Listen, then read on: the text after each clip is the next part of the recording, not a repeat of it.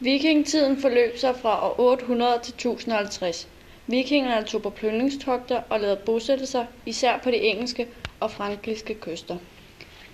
Vikingerne troede på den nordiske mytologi, som blandt andet sagde, at hvis man kæmpede til sidste bloddråbe og døde ærefuldt i kamp, så kom man i Valhalla. Efterhånden blev ofrene bedre til at forsvare sig, og vikingernes plyndringstogter forsvandt langsomt. Middelalderen var fra år 500 til 1500, men kom først til Danmark i 1050 og erstattede dermed vikingetiden. Under erstatningen af vikingetiden gik man i Danmark fra at tro på den nordiske mytologi til kristendommen. I 1300-tallet skete der en befolkningskrise, som blev kaldt den lille istid. På grund af, der var koldt, og der kom voldsomme regnskyl, som ødelagde afgrøderne og førte til hungersnød. Udover det kom den sorte død til Europa, også kaldet pesten, hvor halvdelen af Europas befolkning døde under epidemien. Pesten førte blandt andet til arbejdsløshed, overskud af jord. Præsterne mente, at pesten var Guds straf til mennesket, og man opfordrede folket til at bede, men dette hjalp ikke. Derfor begyndte folket at tvivle på kirken og Guds eksistens. Efter pesten gjorde bønderne oprør for at få bedre vilkår, og dem med det højeste status prøvede at holde på deres vilkår. Dette betød, at flere bønder fik mere rettighed og mere jord.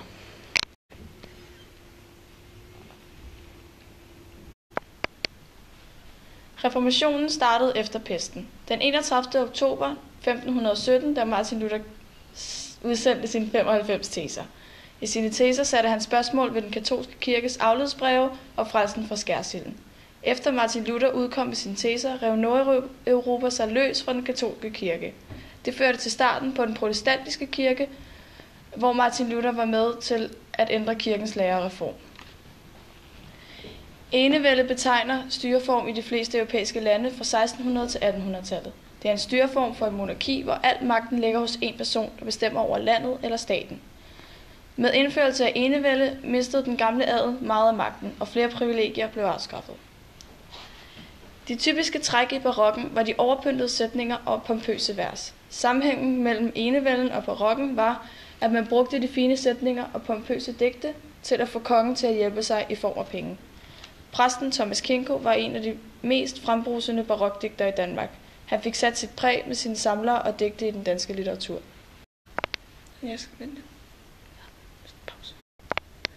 Efter reformationen kom oplysningstiden. Grunden til, at den blev kaldt det, er, at folk begyndte at tage stilling til ting såsom kristendommen og enevælden. Folk blev mere opmærksomme på verden omkring den, da den sorte død, også kaldet pesten, ramte Europa, og over 50% af alle præster døde. Præsternes død skyldtes, at det var dem, som tog ud og prædikede for de døende. Da folk blev mere oplyste, begyndte de at tage stilling til kongen, og det endte med, at der kom et demokratisk styre.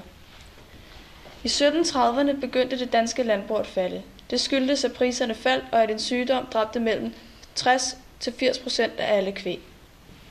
Dette medførte, at kongen oprettede en ny lov, nemlig stavnsbåndet. Stavnsbåndet gik ud på, at man skulle blive på den gård, hvorpå man var født og opvokset. Det startede med, at det var for mænd i alderen af 14 til 37 år, men blev kort efter ændret til mænd i alderen af 4 til 40 år.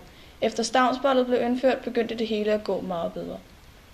Tilbage i oplysningstiden var Danmark meget større, end det er den dag i dag. Dengang havde vi en del af Norge, en del af Tyskland, nemlig Slesvig, Holsten og Oldenburg, og desuden havde vi også Island, Grønland og Færøerne. Slutningen af 1700-tallet kaldes for den florissante periode, fordi Danmarks handel begyndte at blomstre. Romantikken startede omkring 1790, og romantikken erstattede oplysningstiden. Tiden påvirkede den litterære del og fik inspiration fra andre lande, specielt Tyskland.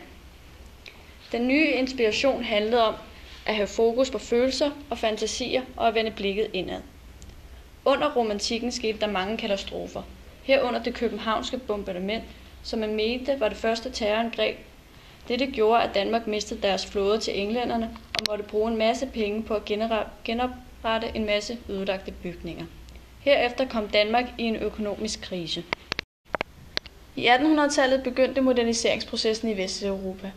Folket i Danmark mødte op hos kong Frederik den 7. og bad om afskaffelse af enevældesystemet.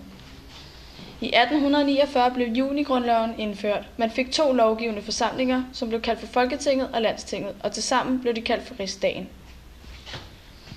Moderniseringen havde sit gennembrud i 1870 til 1890. Herman Bang og George Brandes var blandt andet med til at sætte i gang i det ved hjælp af litteratur.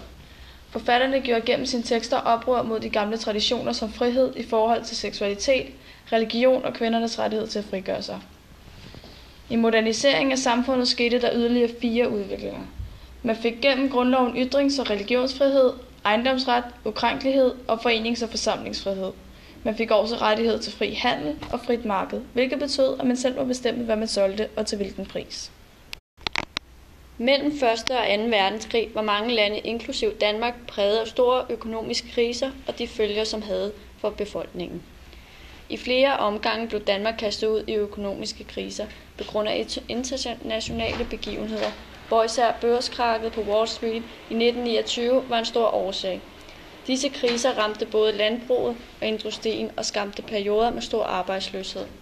Troen på det frie marked blev formindsket, og man søgte nye løsninger på de økonomiske problemer.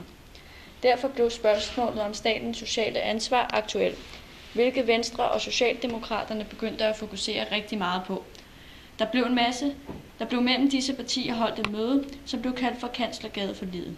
Kanslergadeforliget indeholdt en social reform, som blandt andet indeholdt et årigt forbud mod lønnedsættelse, og der kom forbud mod strejker og lockout. Ejendomsskatterne blev sænket. En vigtig begivenhed i 1960'erne var studenteroprøret i 1968, hvor studerende besatte undervisningslokaler på universitetet. De krævede et opgør med professoren, hvor de ville have større forhold og indhold i undervisningen. Et andet vigtigt emne i 1960'erne er køn og ligestilling. Grunden til det var, at mange kvinder var begyndt at komme på arbejdsmarkedet og derfor var blevet økonomisk uafhængige af deres mænd.